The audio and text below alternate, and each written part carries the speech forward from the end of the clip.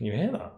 Hey guys, it still doesn't feel good. There's a link to the website in my description. Oh God, no, I said those the wrong way around.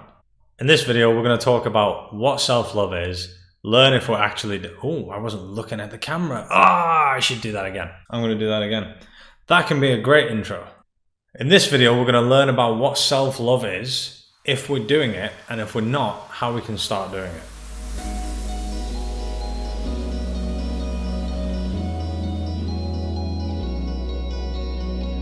My name's Ariane, I'm a life coach. If you'd like to work one-to-one with me, there's a link to my website in the description. Send me a message and I'll get back to you. Also, there's going to be all my social media stuff in the description as well. If you're new to the channel, welcome. What I try to do is I try to release videos regarding subjects that I really believe that if people had more information about, they would really benefit from. So hopefully this will resonate with you. Okay, so self-love in itself. What is self-love? I could literally make about an hour-long video about this. So what I've tried to do is I've tried to condense as much as I can in a short amount of time. I have no idea how long this video is going to be, but hopefully it's going to be around the same time as the others. What is self-love? Honestly, for me, I thought I knew what self-love was, and I thought I was practicing self-love. And yeah, I was very wrong. I genuinely thought I was, but I wasn't. I used to think self-love was something like where you just say you love yourself, or you'd stick up for yourself, or that was about it. I didn't really have anything else. There's parts of society that teach us that if you do love yourself, then it's seen as something like you're a person that's stuck up. It's seen as a negative. And because we see everyone else having the same views, we automatically think, oh, that's true because everyone else thinks it. Honestly, it couldn't be further from the truth. What it actually is how you treat yourself. How you treat yourself by treating yourself with care and respect. The same kind of care and respect that you would treat someone else, the most loved person in your life. It's about learning what feelings actually are and how to use them.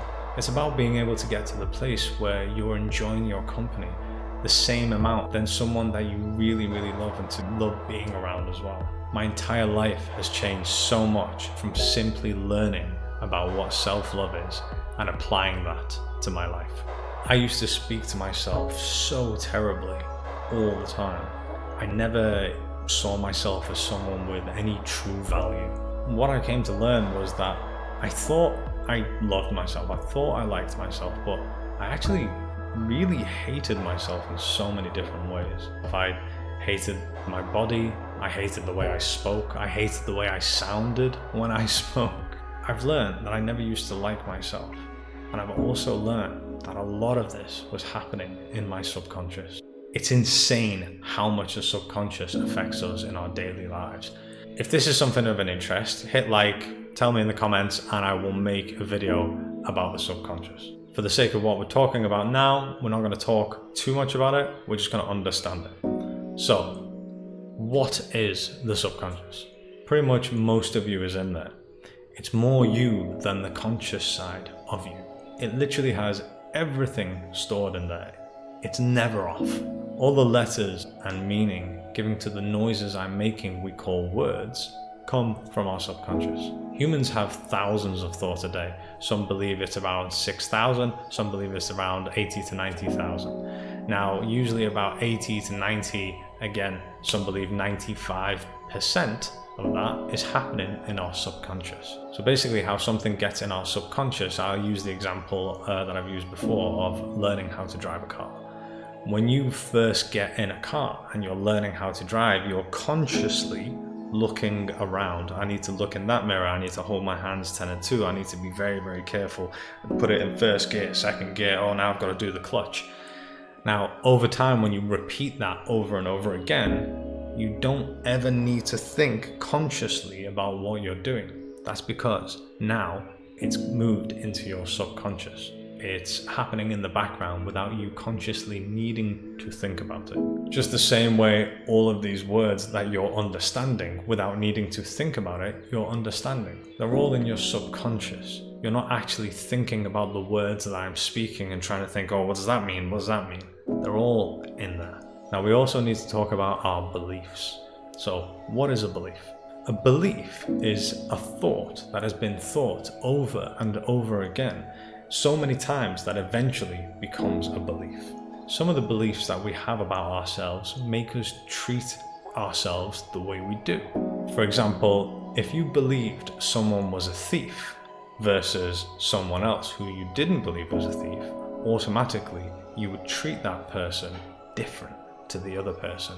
Even if you had no evidence, that would change the way you treat that person, or at least the way you view that person. So when we have certain beliefs about ourselves that make us treat ourselves in a certain way versus if we didn't have those beliefs about ourselves. Now, most of these beliefs or thoughts that have created beliefs are given to us by others. They have subjective opinions that give them thoughts that they would project onto us, and we would take these thoughts and we would replay them over and over again in our head. Like I said, a belief is a thought that's thought over and over again. So this person will give you these thoughts and it will happen over and over again, so much so that it eventually becomes a belief. And just like the example of the car, these thoughts are now in our subconscious as a belief. But we have to recognize what these are, because they are not the truth of us. They are subjective.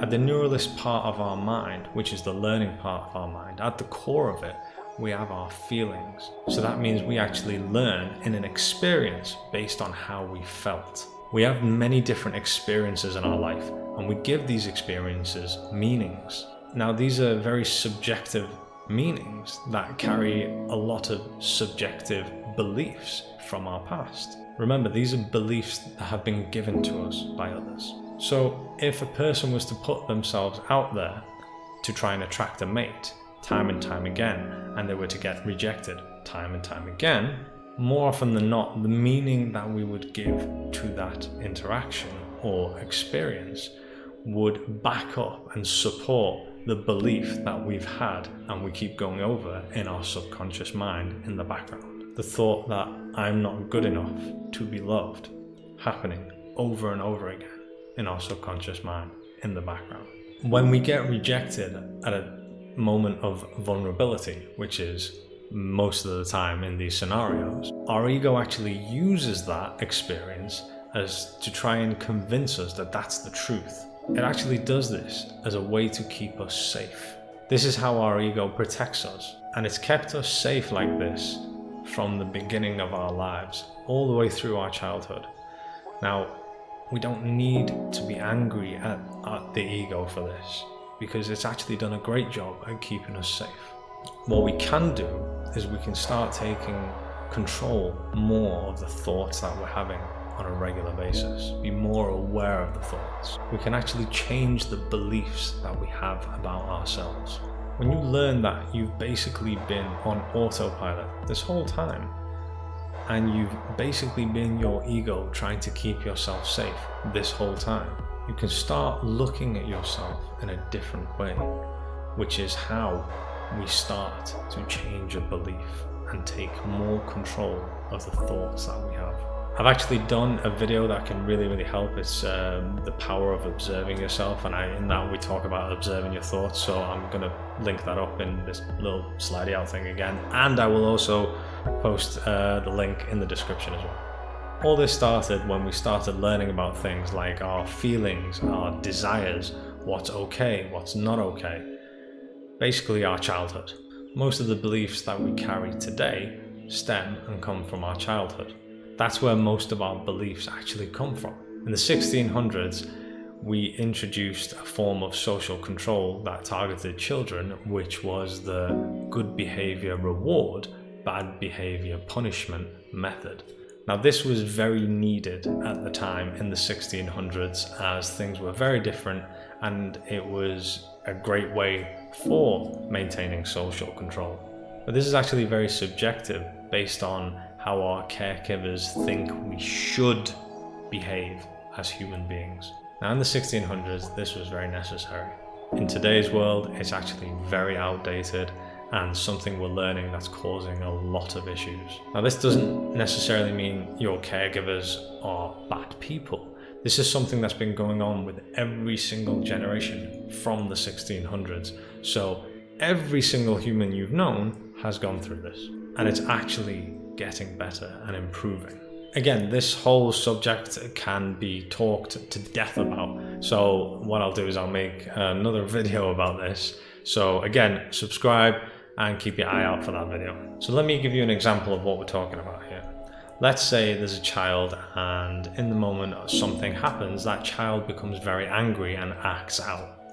The caregiver in that moment doesn't necessarily like that, so they scold the child and they tell them that they shouldn't feel the way they do, they shouldn't behave the way they do, and they are punished for that. This is extremely confusing for a child, because in those moments, especially earlier stages of our lives, our caregivers are the gods of our reality. I mean, without them, we're dead. We literally rely on them for our survival. A human infant will absolutely die on their own. If a human infant was left in the street, they would die. We're actually born 3 months premature, so even from birth, we absolutely 100% rely on love, relationships, and other people for our survival. Relationship and love is used as a survival mechanism for humans. So if our caregivers at this time, our gods of reality, are telling us that we shouldn't feel the way we do in these moments, but we know deep down that that is the way we feel in these moments, what happens is we think that there's something wrong with us, that we're broken, we shouldn't be the way that we know we are. We feel like it's our fault this is happening, it's our fault that all of this bad is happening. Now this can happen many times, but each time we think about the scenarios and we give meaning, these meanings that there's something wrong with us, and we think about it over and over again. And just like the example of the car, anything with repetition that we do over and over again gets stored in our subconscious as a belief. Now remember, we don't have access to our subconscious. This is a belief that gets stored in our subconscious, that gets repeated in our daily thoughts over and over again. These are happening in the background and we don't have any consciousness to them. Now when we're experiencing these moments and the method of bad behavior means punishment, what that usually does as well, the love gets taken away.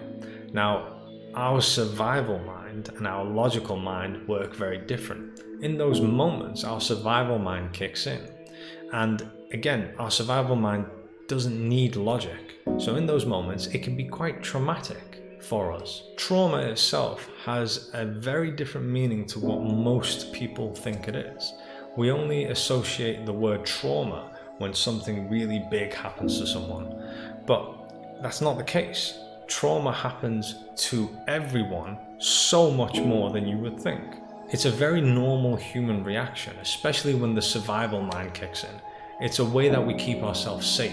And because in today's world, the word trauma itself carries this viewpoint to it, most people don't even want to use the word, don't even want to talk about it. They don't want to explore what it is. It's become like a hush-hush topic. Now, mental trauma and physical trauma are still both traumas. If you fell out of a tree and broke your legs, you wouldn't not want to talk about the broken legs. Mental trauma is the same thing. Something happens and it affects us in a way. It's just like if we have physical trauma. We just need to address it and heal it. Everyone has trauma. Every single human alive has trauma. It happens to all of us. It's actually very normal in today's world. Trauma itself is distress without resolve. And when our survival mind kicks in, the way we cope with that trauma is that we dissociate. Honestly, there's so much I could get into with trauma, and again, I'll make another video, so keep your eye out for that one as well, I suppose. Subscribe, all that jargon. Now, I want to make something very, very clear. I've said some seriously heavy things, And the thing that I want to make very, very clear is that I am in no way placing blame on anyone, on any caregiver or anything like that. This is something that has been passed down generations. So your caregivers have also gone through this exact thing. Their caregivers, i.e. your grandparents, same thing, and further back and further back. No one has really known what's been going on. Not your caregivers, not their caregivers. And one of the biggest reasons that we do right now is because we live in the world of information. We live in a world where information is at our fingertips with the internet very, very easily.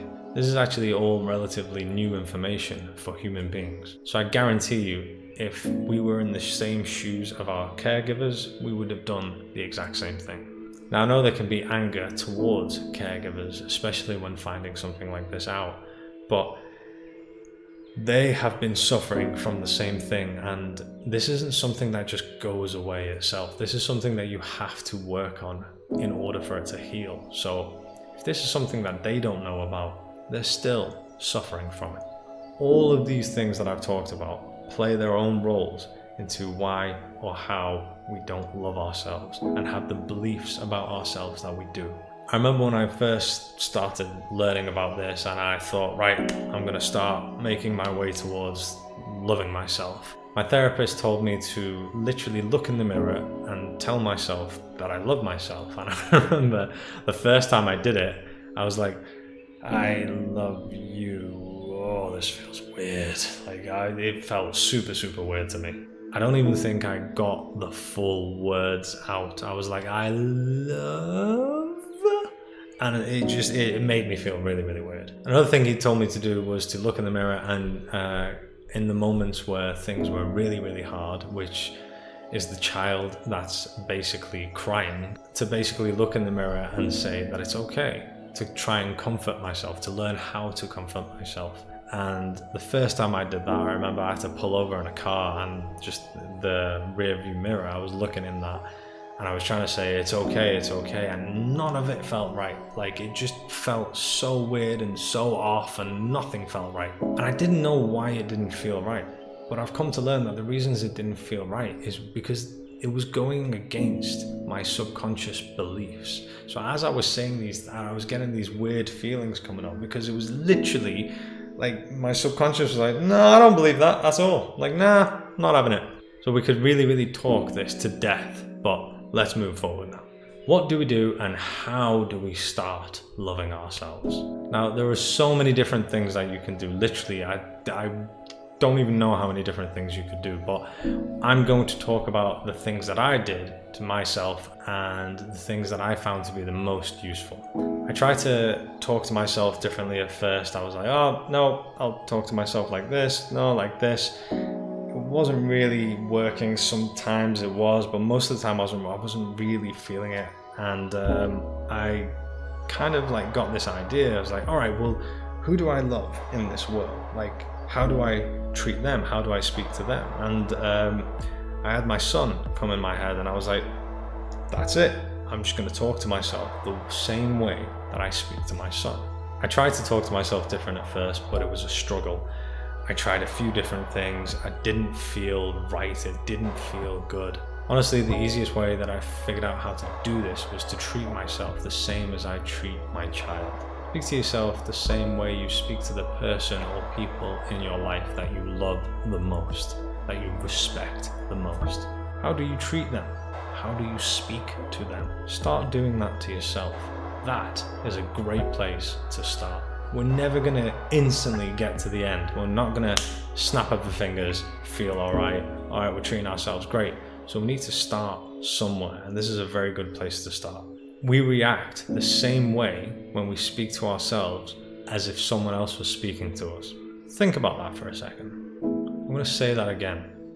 We react the same way when we speak to ourselves as if someone else was speaking to us. So for example, if you and a friend were hanging out and your friend started talking to you the same way that you talk to yourself in your head, would you stay around? Would you still be friends with that friend? Probably not. You'd probably get really annoyed at them and cut them out of your life. you would keep yourself away from them. But you can't keep yourself away from yourself. You can't cut yourself out of your own life. So start being aware of the way that you talk to yourself.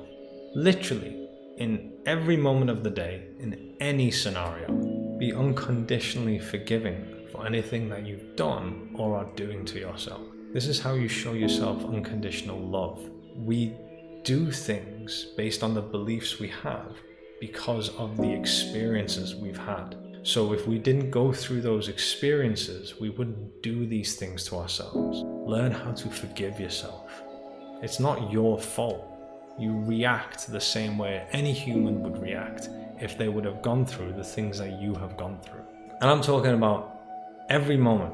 So for an example, if you go upstairs and you forget to turn the lights off downstairs, the way you react is very important. Think of it like this. Think of it if your friend forgot to turn the light off downstairs and you were both there and you realized and he said, "Oh, I forgot to turn the light off." Would you react the same way? I mean, I hope not. The reason is because you respect your friend. So start respecting yourself the same amount as you do your friend. It's okay that you forgot to turn the light off downstairs. That outburst is being felt by you. If the person you love the most said, "Oh, I forgot to turn the light off downstairs," you'd be like, "That's all right, I'll go do it for you." But when it comes to ourselves, it's very different. We need to start learning to have the same attitude in those moments as we would for people that we care about. We react and feel the same way when we speak to ourselves as if someone else was speaking to us. And I know what you're thinking, but what if it's a moment that I'm not shouting at myself, I'm shouting, let's say, at social media? What if I'm looking at something and it makes me very angry and I'm projecting that shouting out there at social media? Now, in these moments, again, think about it. If you had a 7-year-old child next to you and you're reacting like this, what's that child gonna think? Well, how is that child gonna feel? They're gonna be like, oh, this is like worrying. They're gonna feel that from you. They're gonna feel that energy, that kind of like anger that you've got that's being projected out. We react and feel the same way when we speak to ourselves as if someone else was speaking to us. Now, I'm not saying don't be angry. Be angry. No, you can't control how you feel. I'm not saying hold that anger back. Not at all. Feel the anger, release it, but just be very aware that the way you react, you are going to feel that. This goes for every single interaction that you have with yourself. Now, this works in all scenarios. So even, for example, let's say like you just missed a train home from work and it's gone and it's ruined your entire evening and it's delayed you for another 45 minutes or an hour. Now, in those moments as well, we need to be extremely loving to ourselves because it's happened.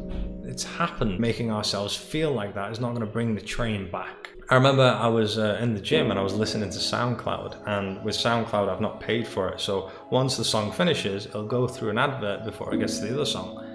As that happened, I initially started getting angry and I was like, oh no, wait, where is this going? Like, I'm getting angry and I'm starting to go, you know, and I realized like, that's the only place that's gonna go is to me, so it doesn't matter. It doesn't matter that I'm hearing the advert. It's okay. Once you start doing things like that, you start being more aware, and it kind of like comes with every single scenario, and you start talking to yourself very differently and start treating yourself very differently, but it does start small. Now, one of the biggest things that will help is how to change a belief, in your subconscious. The best way to do this is exactly the same way that it got there. So remember, a belief is a thought that's thought over and over again, which eventually becomes a belief. Just the same way as we would go on a food diet for our bodies, we need to go on a mental diet for our minds. A mental diet is where you are actively aware about the thoughts that you're thinking, where you're actively changing the patterns of thoughts that you're thinking. We do this by becoming aware of those thoughts. Again, I'm going to link that video here, and it's also in the description. We need to consciously change our thoughts in order to change our beliefs. If you're at the stage where you're struggling to actually believe these new thoughts that you're consciously having, We don't always need to start at the end. We can start further back. So if you say something like, I am good enough to be loved, and you don't really believe that, and you can feel you don't believe that, we can start having thoughts of, I'm an interesting person. I have knowledge about this one thing that no one else has. You can start small and work your way up as well. You can also list out things that you like about yourself, because what we tend to do is we only concentrate on the bad, even though there might be a catalogue of good that we know about ourselves. We only focus on the bad. So by writing out and listing that good about yourself and keep revisiting it, it will start changing our view of the thoughts that we're choosing to look at. By the way, this is what affirmations are. I know it sounds a bit woo-wah, affirmations, but basically that's exactly what they are. And they are things that you're doing on a daily basis anyway. Everyone does it. Everyone has thoughts every day. We just need to learn how to control them. One of the best things as well that's really helped me with self-love is learning how to set boundaries. Again, honestly, this is another video's worth, so I will do another video, subscribe. I think I've done this like 5 times in this video now. The quickest kind of summary of this that I've got is basically learning how to use something that we all have, but we've not really been using the way I believe we should. And that's your feelings. Your feelings is like an emotional compass. If something feels bad, then you don't want to do it. If something makes you feel bad and you do it, then that's you going against your own boundaries. If your friends invite you to go to a party or to a night out, and you can tell that your feelings are indicating to you that you don't want to go, then don't go. Choose yourself. Listen to your emotional compass. This is basically what your intuition is. I know this is a very, very hard thing, and it's easy for me to just say it. The reason I know this is because it's exactly what I went through.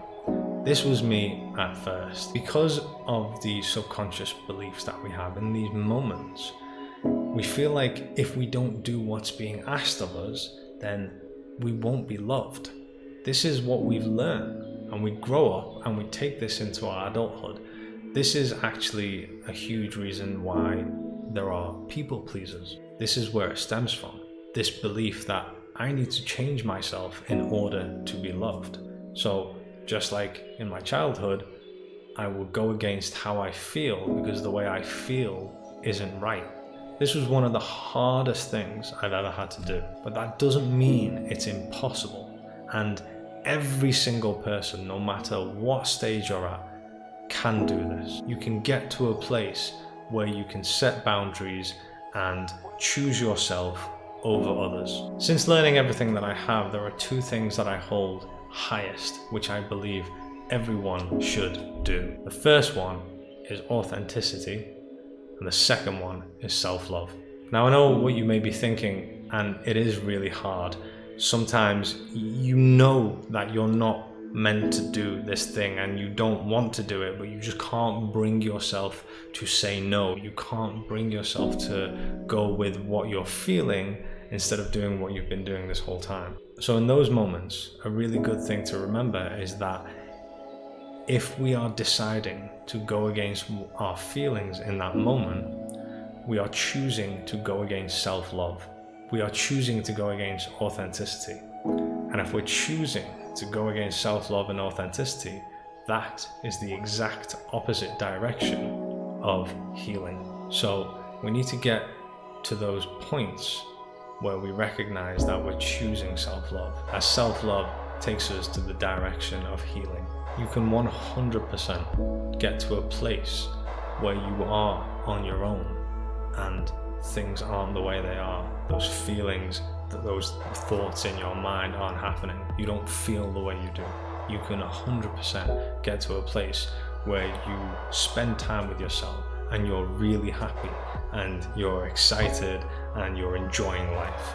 You can learn how to love yourself. You just have to decide to start doing it. Thank you very much for watching this video. Remember, my website link is in the description. If you'd like to work with me one-on-one, send me a message and I will get back to you. Again, social medias are in the description as well.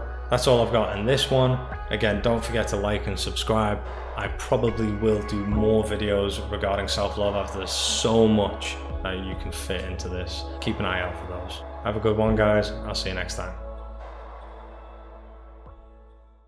I think my hair length is like at the stage where I just can't style it. Oh no, look at that! What? I'm gonna put that on YouTube.